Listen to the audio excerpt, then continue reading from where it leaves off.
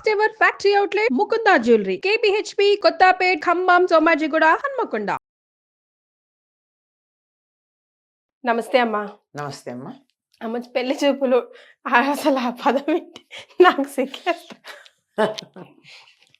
కాదమ్మా, పెళ్లి చూపులు అని నలుగురు అటు నలుగురు ఇటు కూర్చోవడం ఏంటి, నచ్చిందని తలకాయ ఊపడం ఏంటి, పెళ్లి చేసుకో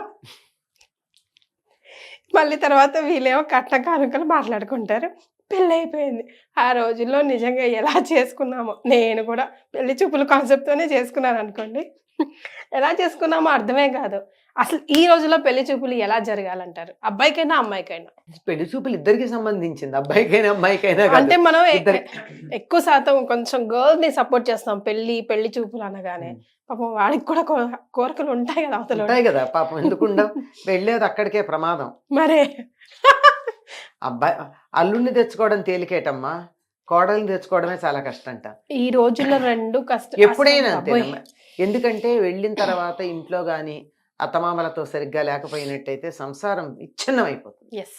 అప్పటి వరకు ఉన్నదంతా ఇప్పుడు అబ్బాయి చెడ్డవాడు అనుకో, అల్లుడిని తెచ్చుకున్నప్పుడు అమ్మాయి జీవితం ఒకటి పాడవుతుంది తప్ప కుటుంబాలు పోవు. అమ్మాయి చెడ్డదైందనుకో కుటుంబం పోతుంది. ఎగ్జాక్ట్లీ.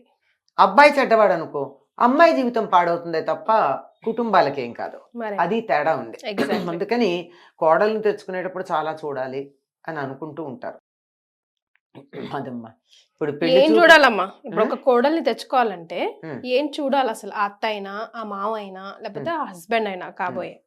ఇప్పుడు ఈ రోజుల్లో అయితే మీరు ఈ రోజుల్లో అడిగారు, సాధారణంగా అమ్మాయి అబ్బాయి బయట కలుసుకుని మాట్లాడుకుని ఇంట్లో కూడా ఎవరేమనుకుంటారు అని హాయిగా వాళ్ళు బయటే పూర్వం పార్కుల్లో కలుసుకునే వాళ్ళు ఇప్పుడు రెస్టారెంట్స్లో కలుసుకుంటున్నారు.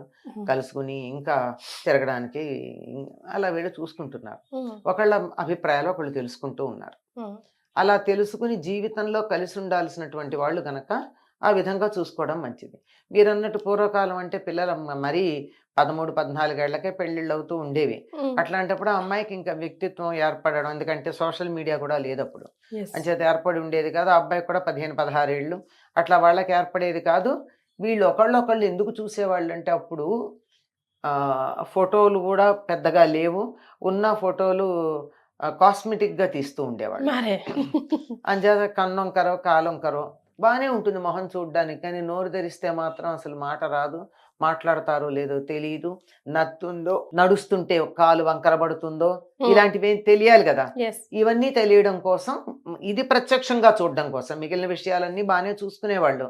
అంచేత అమ్మాయే టీనో కాఫీనో పట్టుకొచ్చివ్వడం, ఎందుకంటే పట్టుకురాగలదా లేదా, కెన్ షీ హోల్డ్ ఇట్, పడేస్తుందా, ఇవన్నీ అమ్మాయికి. సార్ అబ్బాయి కూడా సరిగ్గా ఉన్నాడా లేదా, పెదవులు నల్లగా ఉన్నాయా అంటే సిగరెట్లు కాలుస్తున్నాడా, ఇచ్చేది అంతవరకే ఉండేదిలేండి పూర్వం.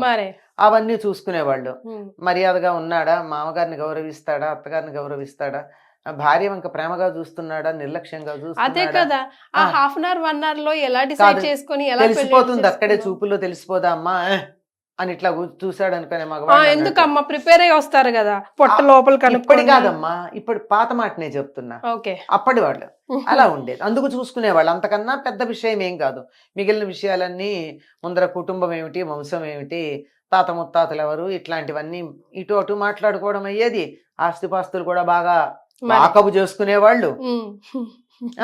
వీళ్ళకు ఉందా లేదా, అప్పులు ఉన్నాయా, మా అమ్మాయి అక్కడికి వెడితే అప్పులు తీర్చడానికి సరిపోతుందా, తిండి పెడతారా, ఇలాంటివన్నీ అయ్యాకే ఈ పెళ్లి చూపులు ఇంటి రావడం అన్నది జరిగేది. ఉంటే ఇంత చేసి అబద్ధాలు ఆడుతూ ఉంటారు కదమ్మా అప్పుడప్పుడు, ఎట్లాగోట్లా లాగించేసేద్దామని చెప్పి కనపడకుండా ఎన్నో లోపాలు. 100 అబద్ధాలు ఆడన్నా ఒక పెళ్లి చేయమన్నారు కాదు అంటే అక్కడ అబద్ధాలు ఆడడం అంటే అక్కడ ఇది కాదమ్మా. పెళ్లి జరిగే సమయంలో దుర్వార్తలు అవి వస్తే చెప్పి ఆపకుండా కాసేపు ఉండు, అవతల ఆయన ఇట్లా అట్లా ఉన్నాడు, మీ ఇంటి పేరు ఉన్నటువంటి ఆయన హాస్పిటల్లో ఉన్నాడు, ఇవాళ రేపా అన్నట్టున్నాడు అనుకోండి, వార్త వచ్చింది అనుకోండి, ఎవరో కొంతమంది అపాత్రంగాళ్ళు ఉంటారు, చెప్పేస్తారు. చెప్పేస్తే వెళ్ళి పెళ్లి వాళ్ళ దగ్గర చెప్పకూడదు, వెయిట్ చేయ కాసేపు, మరి ఆ ముహూర్తం అయ్యాక చెప్పు. ఎలా ఉన్నాడు, ఉన్నారు, ఇంకా వార్త రావాలని చెప్పండి, ఏం పర్వాలా, అంతే తప్ప విషయం రేపటికి తెలిసిపోదమ్మా. 1000 అబద్ధాలాడి 100 అబద్ధాలాడి పెళ్లి చేయమంటే 1000 కారణాలు చెప్పి విడిపోతున్నారు వాళ్ళు. అంచేత అబద్ధాలు నిలవవు, ఎప్పటికీ కూడా నిలవవు. అక్కడ అబద్ధాలు చెప్పడం అంటే సమయానికి ఏదో సర్దుబాటు చేయడం కోసం చెప్పిందే తప్ప వీళ్ళు ఏమీ లేని తెల్లగా ఉన్న అమ్మాయి నల్లగా ఉందని కానీ నల్లగా ఉన్న అమ్మాయిని తెల్లగా ఉందని కానీ చెప్తే సమర్థించగలుగుతారా? మరి అట్లాంటివి కాదు. చిన్న చిన్న విషయాలు ఏవో ఒకటి, ఏదో ఉంది ఎవరో ఏదో అన్నారు, ఊరుకో అడ్జస్ట్మెంట్ కాసేపు సర్దుకుపోవడానికి సర్దుకుపోవడానికి చెప్పిన మాటే తప్ప లేనిపోని కల్పనలు చేసి చెయ్యమని కాదు. ఎస్ ఎందుకంటే కొన్ని తాత్కాలికంగా ఆవేశంతో ఏదో మాట్లాడతారు, తర్వాత వాస్తవాలు తెలుస్తూ ఉంటాయి. అందువల్ల జాగ్రత్త పడడం అని చెప్పడం మాత్రమే. ఇట్లా ఉండేవి.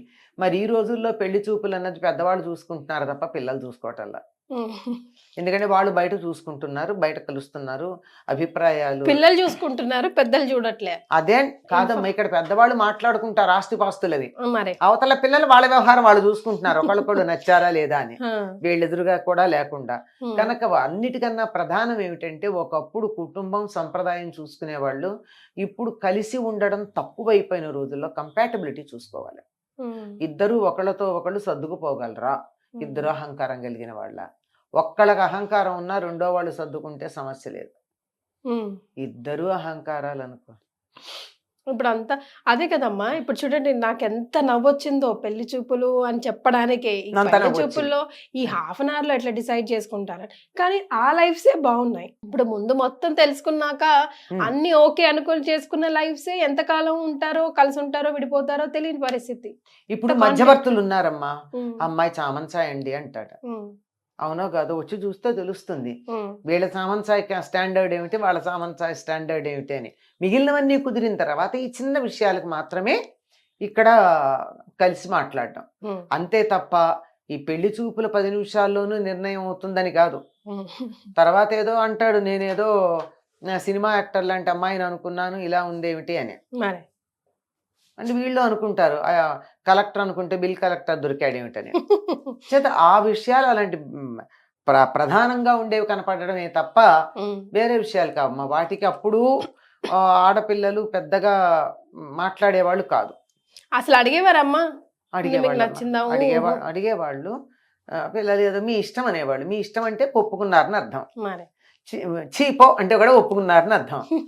వద్దు అని అన్నారంటే అప్పుడు ఆలోచించాలన్నమాట. అసలు అనేవారా అంటున్నా, అలా గొంతెత్తి వద్దు నాకు నచ్చలేదు, ఏజ్డ్ లేదా సనిగేవాళ్ళు ఆడపిల్లలు, అమ్మ దగ్గర సనిగేవాళ్ళు, పొట్టిగా ఉన్నాడు, నల్లగా ఉన్నాడు, అట్లా ఉన్నాడు. అంతకన్నా పెద్ద ఆలోచనలు, ఉద్యోగాలు, వాటి విలువలు కూడా తెలిసేది కాదు. చిన్నతనం కదా అప్పటికి, రూపురేఖలు మాత్రమే, అంతకు మించి పెద్దగా మాట్లాడినవి లేవు. అలా చెప్పిన వాళ్ళు ఉన్నారు, మా క్లాస్మేట్స్ ఆ తరంలోనే జరిగాయి కదా అవన్నీ. అప్పుడు కూడా ఎంత శారదా యాక్ట్ అది వచ్చినా 14 ఏళ్ళకి 15 ఏళ్ళకి పెళ్లి చేసిన వాళ్ళు ఉన్నారు. ఆ టైంలో అట్లా చేస్తూ ఉంటే సణిగిన వాళ్ళు పర్వాలేదులే, అందంగా ఉన్నాడని అంతకన్నా పెద్ద స్టాండర్డ్స్ లేవు, అందంగా ఉన్నాడని ఒప్పుకున్నాము అని చెప్పేసినటువంటి వాళ్ళు ఉన్నారు.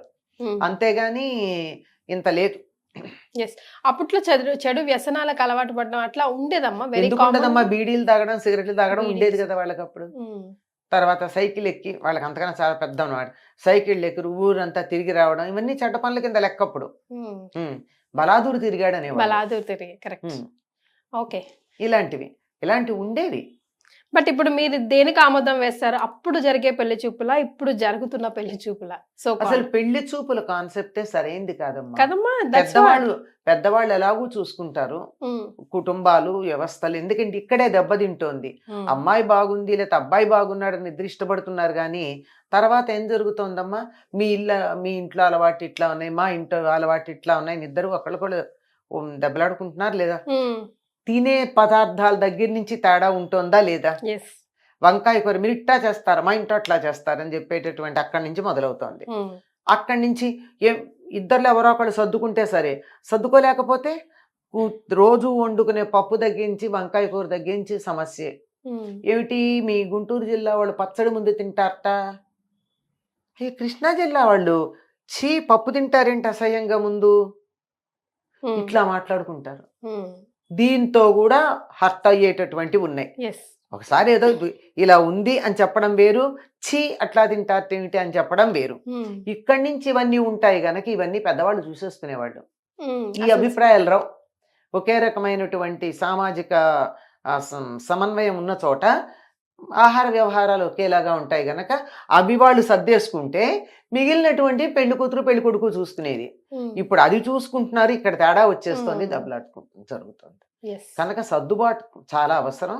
సర్దుబాటు ప్రత్యేకంగా చేసుకోవాల్సిన అవసరం లేకుండా సమ అలవాట్లవి ఒకే రకంగా ఉన్న వాళ్ళు చూసుకున్నట్టయితే సర్దుబాటు జోలికి వెళ్లకుండా సర్దుకోవచ్చు. కరెక్ట్. అయితే అమ్మా, అబ్బాయి, అమ్మాయి, అమ్మాయి, అబ్బాయి ముందు వాళ్ళని వాళ్ళు సెట్ చేసుకొని మాకు ఓకే, కానీ వీళ్ళిద్దరూ ఓకే కాంప్రమైజ్ అవుతారేమో ఒకరి కోసం ఒకరు out of love and affection for some time. For some.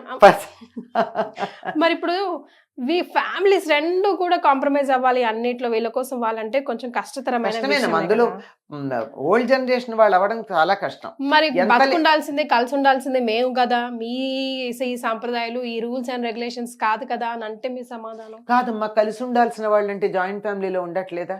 అమెరికాను వెళ్ళిపోతే ఇట్స్ ఓకే కనపడకుండా. ఇదే ఇంట్లోకి వచ్చి వచ్చి ఉంటామంటే ఎంత ఇబ్బంది. ఇబ్బందే, ప్రతిరోజు ఘర్షణే సంఘర్షణ, ఘర్షణే. Everyday adjust. పైకి చెప్పి దెబ్బలాడి తగాదాలు పడి మాటలు అనుకుని యుద్ధాలు చేసుకుని పోట్లాడుకునే పద్ధతి ఒకటి, లేకపోతే కూడా మొహాలు మార్చుకుని అన్ప్లెజెంట్గా ఉండి మాట్లాడకుండా ఉండి ఇంట్లో ఒకళ్ళ మొహాలు ఒకళ్ళు చూసుకోకుండా సైలెంట్గా ఉంటుందండి వాళ్ళ ఇల్లు అన్నారు. ఎందుకంటే ఒకళ్ళతో వాళ్ళు మాట్లాడుకోరు. ఎందుకు మాట్లాడుకోరంటే పోట్లాడుకున్నారు, ఇవి మాట్లాడుకోరు. ఇల్లు సైలెంట్గా కాకుండా ఎట్లా ఉంటుంది? అలాంటి సైలెన్స్ కాదుగా మనం కోరుకునేది. ప్రశాంతమైనటువంటి సైలెన్స్ ఉండాలి. అంతేగాని దెబ్బలాడుకుని ఇంకా మాట్లాడుకోమన్న శ్మశాన నిశ్శబ్దం కాదు. అట్లా ఉండే ఇళ్ళు కొన్ని కనపడుతున్నాయి. ఎవరన్నా దొరికితే చాలు వీళ్ళ మీద వాళ్ళు, వాళ్ళ మీద వీళ్ళు గంటల తరబడి మాట్లాడతారు. ఇంట్లో పెద్దవాళ్ళని ఎవరిని కదిలించిన అమ్మా మా ఆ రోజుల్లో ఇట్లా కాదమ్మా అని అంటారు జనరల్ గా, but you never say like that. ఏ రోజుకి ఈ రోజు స్టాండర్డ్ అలా అనకూడదమ్మా పెద్దవాళ్ళు కూడాను. ఎందుకంటే మీ అత్తగారు మీ అమ్మలు ఉన్నట్టుగా మీరు ఉన్నారా? లేం కదా, మారారు కదా. మీ తర్వాత వాళ్ళు మీలా ఉండాలని కోరుకోవడం న్యాయమా అన్యాయమా? అన్యాయమే కాదా? మరి తప్పు చేస్తుంటే చెప్పండి, అధర్మం వైపుకి వెళ్తుంటే చెప్పండి, అన్యాయం చేస్తుంటే చెప్పండి, అబద్ధాలు ఆడితే చెప్పండి, ఎవరి కొంపలన్నా కూలుస్తుంటే చెప్పండి, లంచాలు పట్టుకుంటే చెప్పండి. అంతేగాని పద్ధతులు ఆధునికమైనటువంటివి అనేకమైనటువంటి వాటిని మనం అమలు జరుపుకున్నప్పుడు కొన్నిటిని అంగీకరించాలి. మా రోజుల్లో ఇట్లా కాదమ్మా అనేటటువంటి పెద్ద ఆవిడ కాలేజీకి వెళ్ళి చదువుకుందా, ఉద్యోగం చేసిందా? చెప్పండి. ఇంట్లో తాను అలా కూర్చుని మేము రుబ్బామమ్మా, ఈ రోజుల్లో లాగా కాదు, నువ్వు ఇప్పుడు రుబ్బు, నో ప్రాబ్లం. ఏమ్మా అప్పుడు కదా, ఇప్పుడు నువ్వు రుబ్బవు. ఉద్యోగానికి వెళ్ళే కోడల్ని రుబ్బమంటే ఏం తప్ప ఒప్ప? మిక్సీలో వేసేస్తున్నారు, సుఖపడిపోతున్నారు, ఒళ్ళు వంగటం లేదు, ఇలాంటి మాటలు మాట్లాడడం తప్ప ఒప్ప? మాకు తప్పే అమ్మా. మాకు కూడా తప్పే. తప్పేనమ్మా, తప్పే, ఎవరికైనా తప్పే. దానికి తగినటువంటి వెసులుబాటు చెయ్యాలి. లేదు తల్లి నువ్వు చెయ్యక్కర్లేదు, ఉద్యోగం చేయక్కర్లేదు, ఇంట్లో కూర్చో, అబ్బాయి సంపాదించే దాంతో మనం సర్దుకుందాం అని చెప్పి కోరికలు తను కోరుకోకుండా, కొడుకు సంపాదనంతా తనే వాడుకోకుండా ఉండగలిగితే మంచిది. మరి ఉంటారా? లేరమ్మా ఎవరు. మరి అందుకని మారవలసింది ఎవరు అంటే పిల్లలకి నేర్పకుండా ఉన్నటువంటి పెద్దవాళ్ళు మారాలి. నేర్పలేదుగా మన పద్ధతి ఏమిటో నేర్పలేదుగా. నేర్పిన తర్వాత మీరు వద్దన్నా పిల్లలు సవ్యమైన దారిలోనే ఉంటారు. అప్పుడు మీరు ఇలా బాధపడాల్సిన పని ఉండదు. నేర్పలేదు కనుక మీరే మారాలి. ఇప్పుడు కూడా మీ అత్తగారి దగ్గర నుంచి, మా మామగారి దగ్గర నుంచి, లేదా మగవాళ్ళ విషయం అయితే మీ తండ్రి దగ్గర నుంచి మీరు ఏ రకంగా అధికారం, పెత్తనం, వారసత్వం తీసుకున్నారో అట్లా తరువాత తరానికి ఇచ్చి మీరు చక్కగా చూస్తూ వాళ్ళు బాగా మేనేజ్ చేస్తున్నారని ముచ్చట పడితే ఎంతో బాగుంటుంది. అంతేగాని మాకు లేదే అనుకోకూడదు.